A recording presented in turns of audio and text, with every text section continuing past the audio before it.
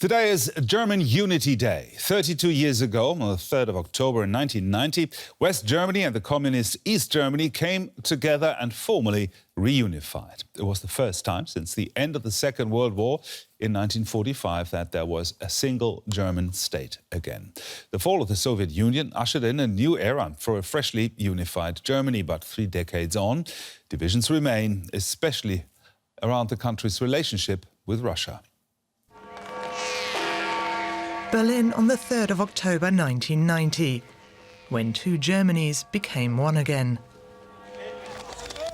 It was Soviet leader Gorbachev's policies of glasnost and perestroika that brought about German reunification.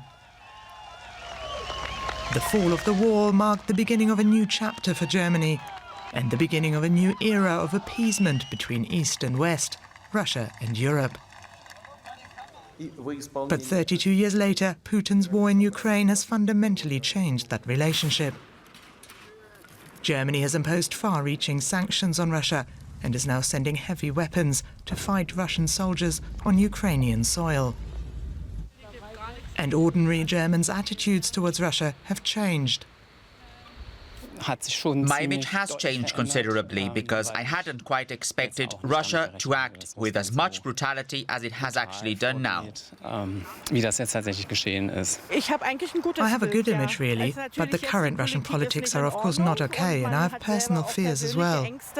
What was really positive for our reunification then now has to be seen in a totally different light. While many Germans support the government's current policies towards Russia, there are significant differences in opinion in the east and west of the country. A recent study shows the satisfaction with the German government's reaction to the invasion of Ukraine is lower in the east than in the west. When it comes to specific policies like the delivery of heavy weapons, the gap becomes even clearer. While 54% of Germans living in the west are in favour of Germany delivering heavy weapons to Ukraine, only 32% of Germans living in the east support it. There is, of course, a reason for this imbalance. First of all, there is a different historic relationship to the Soviet Union/Russia, which isn't the Soviet Union anymore, of course. And there are stronger ties to Central and Eastern Europe. But if we didn't act, it wouldn't just be Ukraine that would probably fall, but also Poland, the Baltic states and so on, and that can't be in Germany's interests and not in the interest of East Germans. Getting more Eastern Germans on board with the government's Russia policy will be a hard task. More than 30 years after Germany was reunited, divisions remain between the former East and West.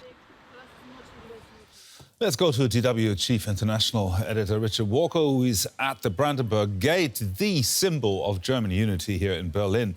Richard, tell us more about these divisions between East and West, especially with regard to Russia. How big are they?